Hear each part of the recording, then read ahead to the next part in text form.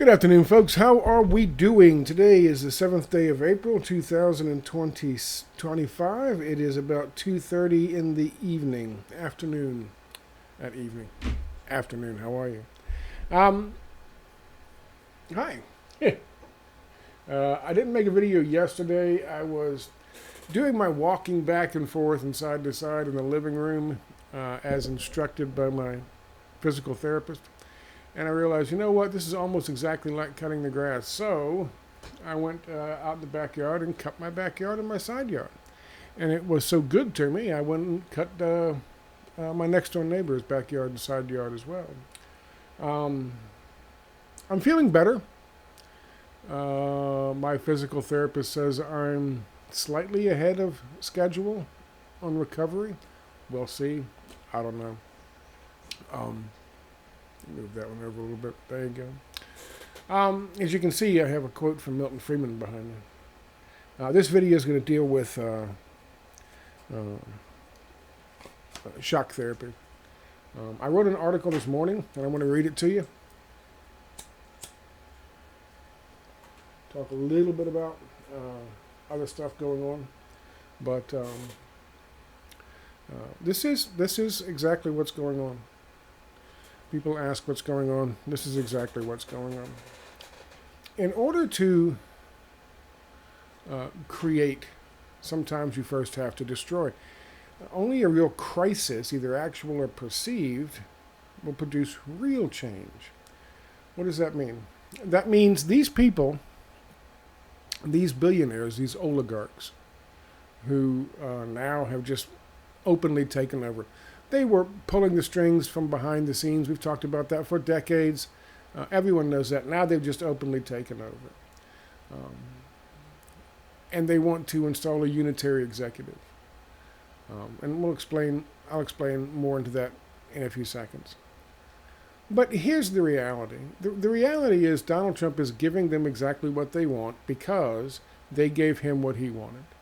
He wanted validation. He wanted to win. He wanted to beat Kamala Harris, so they rigged it, and he did.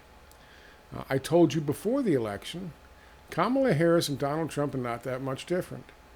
It's a one-party system, the business party, but what Kamala Harris and the Dems represented was a slow-through incrementalism approach to getting to where Donald Trump and Elon Musk and Peter Thiel and Ellison and all the rest, where they want to get within months. And they don't mind dropping the economic brick on us. They don't mind dropping the austerity measures on us.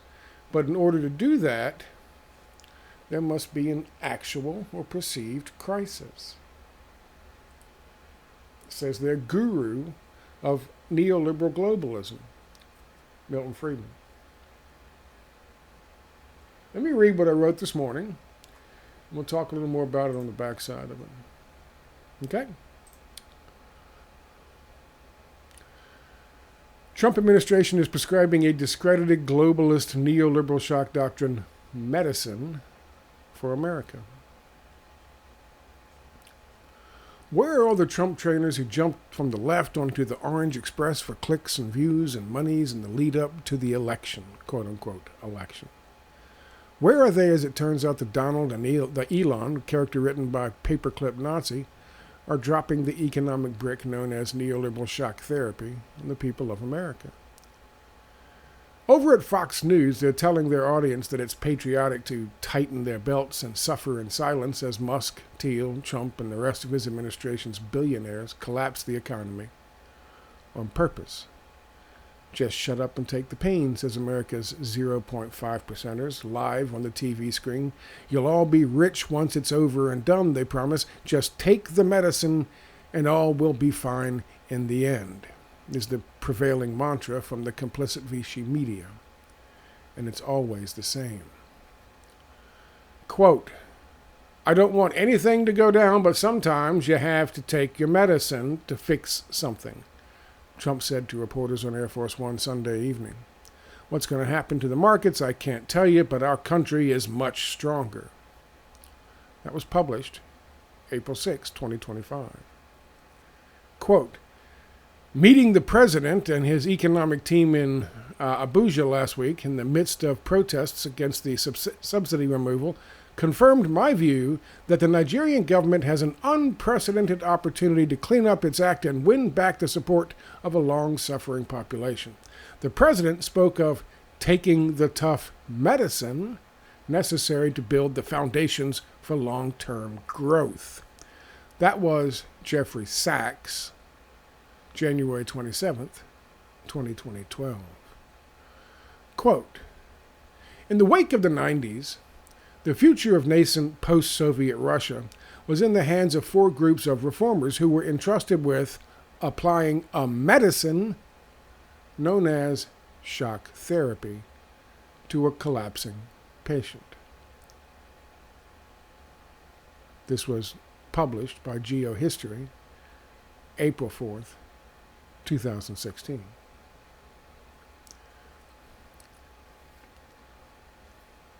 If that's the case, that the American people will be better off after all the suffering brought on by austerity medicine, then it would be the first time in history of globalist neoliberal shock therapy that it worked out that way.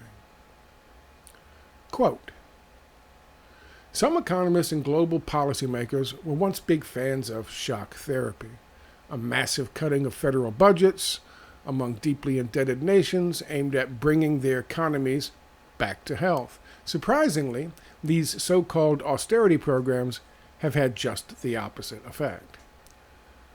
They have thrown economies into tailspin, causing deep recessions and social upheaval. Elon Musk and hedge fund manager John Paulson are calling for cuts to the U.S. budget if former President Donald Trump is reelected and they join his cabinet. That's from CNBC, October 30th, 2024. You don't trust financial publication CNBC's evaluation? Well, how about the IMF's? Quote, asking if the International Monetary Fund supports economic neoliberalism is like asking if the Pope is Catholic. Excuse me. The answer is so obvious it seems silly to even raise the question. The IMF has been one of the principal endorsers and enforcers of neoliberalism, an ideology that promotes free markets, free trade, and small government for decades. That is what makes it so shocking that the IMF recently released a paper titled Neoliberalism, Oversold? Questioning the efficacy of a program that has been the basis of mainstream economic policy in most of the Western world since the end of the Cold War. The paper, written by IMF Deputy Director Jonathan Ostry, Division Chief Prakash Lagani, and economist David Furchi, proposes that neoliberal economic policies have resulted in increased inequality and stunted economic growth. That was published by Fortune magazine, June 3rd, 2016. Neoliberal economic ideology, quote, eliminating price controls, deregulating capital markets, lowering trade barriers, and reducing, especially through privatization and austerity, state influence in the economy, of privatization, deregulation, crippling austerity, and reducing the size of government has never worked in terms of what those who impose it, sell to the affected populations through various forms of propaganda and disinformation. It has never worked anywhere, and that is not debatable. And that is exactly what Trump and Musk and their gaggle of billionaires are doing to us right now. The tariff taxes on us are designed to cripple the economy and drive hyperinflation. Like what Milei did recently in Argentina, taking their inflation rate up to 800% at one time. Hyperinflation is the sickness that the austerity medicine is then prescribed to cure. But first, you need the hyperinflation. You need, as Kissinger once put it, to make the economy scream. Neoliberal globalization has never produced a better economy for the masses, but it always makes oligarchs way richer than before it started. The IMF said after forcing neoliberalism on nations for 40 years that they finally came to understand in 2016 that it, quote, didn't work. That's a lie. It does exactly what it's designed to do. That's why they need brutal dictators or unitary executives to oversee the implementation of it. And they have to crack down on demonstrations, the freedom of speech, and any dissent from the public regarding the quote-unquote medicine. They need to neuter the press, Congress, and the judiciary to ensure that austerity mandates passed down from the dictator-in-chief aren't undermined or tossed out entirely. And that is what Trump and company are doing now. Do you see how that works? It's important for those of us who are still loyal to reality to counter the propaganda that there will be a bright, shining city on the hill once this initial pain is over. There won't be. There never is. There's just more suffering, shorter lifespans, and lower standards of living. For us, not for them. And that's the point. Donald Trump has become the epitome of everything the alt-right and the alt-left decried for decades. A neoliberal globalist hell-bent on selling us out in exchange for a bunch of money and his own glorious Pinochet-like dictatorship. How is it that Trump is now talking about medicine in terms of economic terms like all the peddlers of shock therapy in the past? Is Trump suddenly an economist? Is he sitting up late at night doing his own research? No. He's being advised by shock therapy advocates and parroting what they tell him because he's stupid. And we are all in a world of shit for it. I ask again, where are all the Trump trainers now? They're sticking their heads in the sand, counting their shekels, and praying that everyone forgets their trespasses sometime in the near future when they will resurface as part of the resistance and try to milk that nickel to death because that's what they do. Well, time is now, Vichy influencers. The time is now. Get your heads out of the sand and pick a side.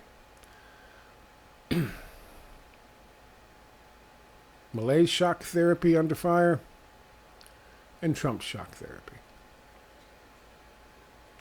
This is the same shit that we imposed on nations that destroyed them. And all of the stuff that they are setting up for, including neutering the government so that the government itself can't stop this process, including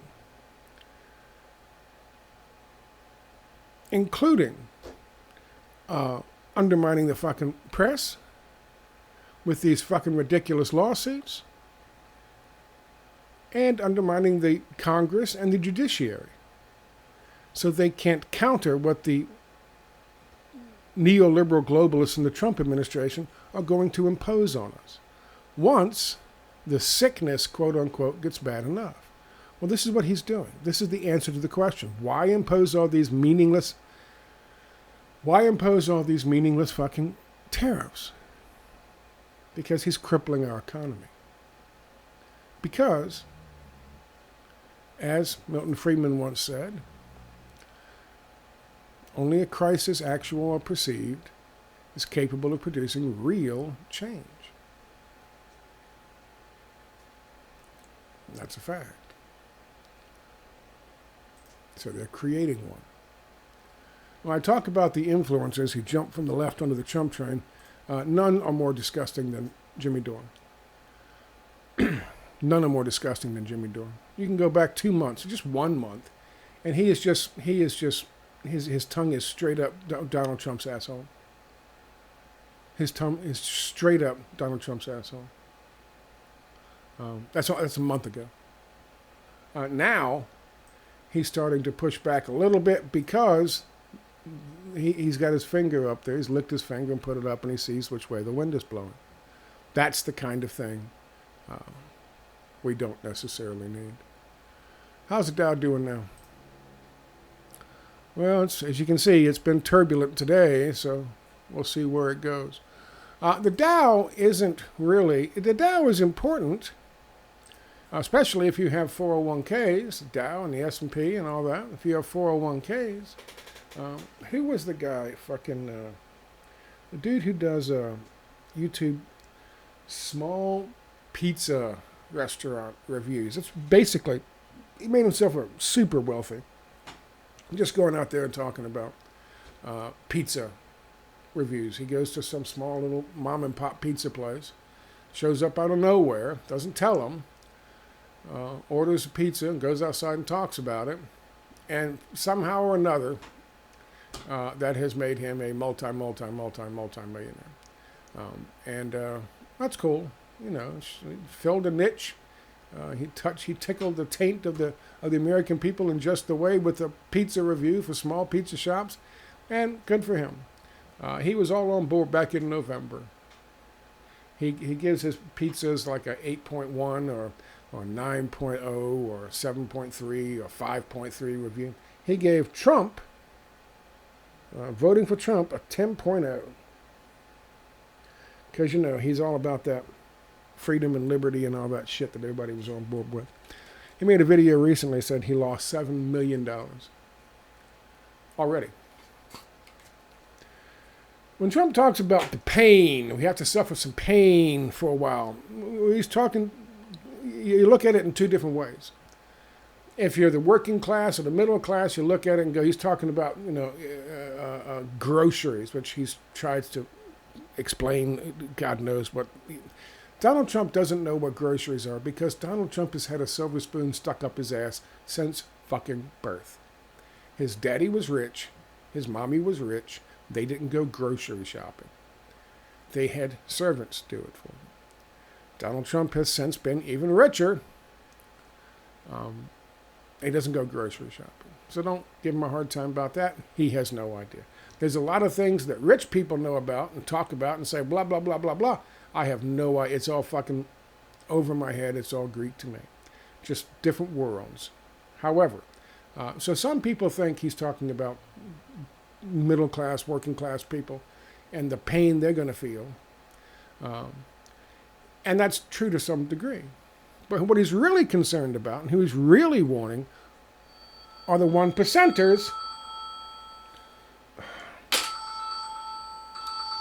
These people, man. Hang on a second. Sorry about that. Had to confirm a doctor's appointment. What were we talking about? Yeah. But who's he really talking to? He's really talking to his rich people. He's really talking to his wealthy buddies who are losing fucking money as this is happening. This is the pain.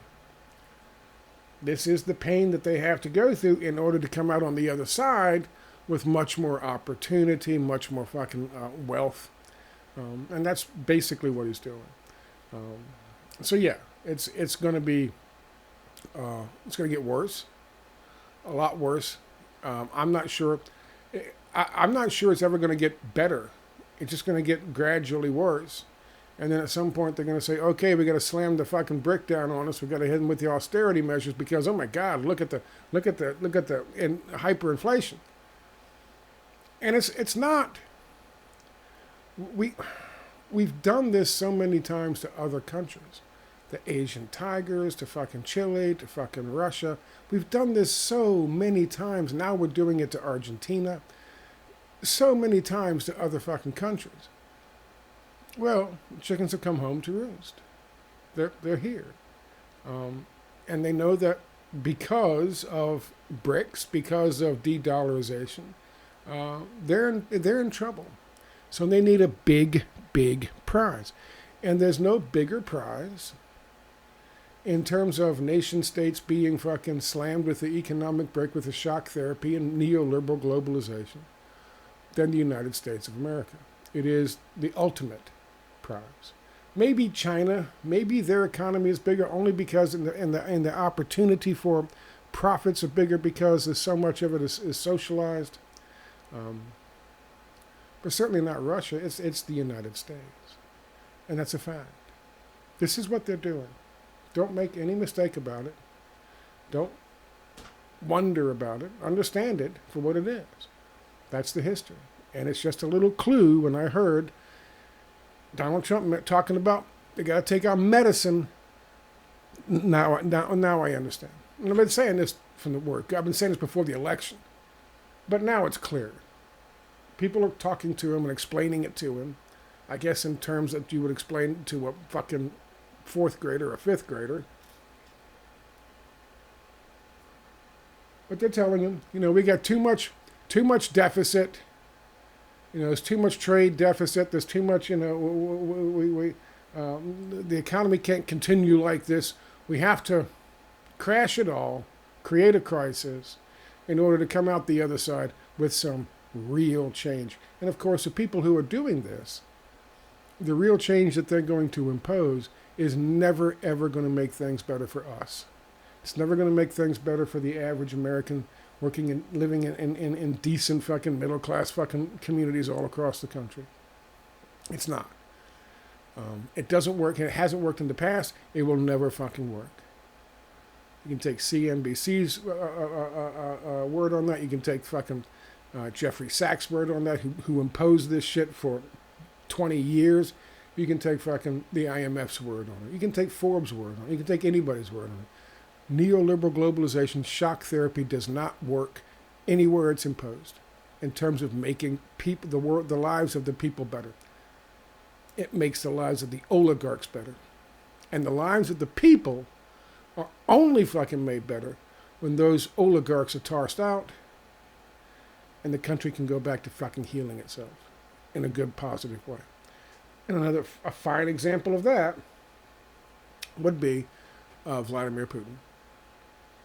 Because during Boris Yeltsin days, when Jeffrey Sachs, among others, was slamming them with the shock therapy and austerity and all that shit, and the oligarchs were stealing and robbing the fucking country blind, making them fucking super wealthy, and possibly even Jeffrey Sachs super wealthy. Eventually the people said, we'd rather go back to communism, because this is never going to fucking work. And that's how Vladimir Putin came to power and drove them out. That's one of the reasons we hate Russia so much, and the Clintons hate Russia so much. And they went back to something like a regulated market economy. Okay? Okay. That's my video for you today. I hope you got something out of it. I'm not shitting on fucking Jimmy Dore or Demi Boer, whatever his name is. I'm not shitting on anybody. Any of these people like Cenk Uygur, who's currently on Twitter crying about, how mean fucking the left is by having all these fucking protests. And they shouldn't be doing that. They should rather be, sitting down and talking to the MAGA folks. Listen, the sooner they understand that they jumped on the losing side because they thought it was going to be the winning side, the better off we'll all be. Because believe it or not, whether it's earned or not, or they should have it or not, they do have a lot of influence on people on the left. And it's just a fact. Anyway, I will talk to you next time. Thank you for your time. Bye-bye, guys.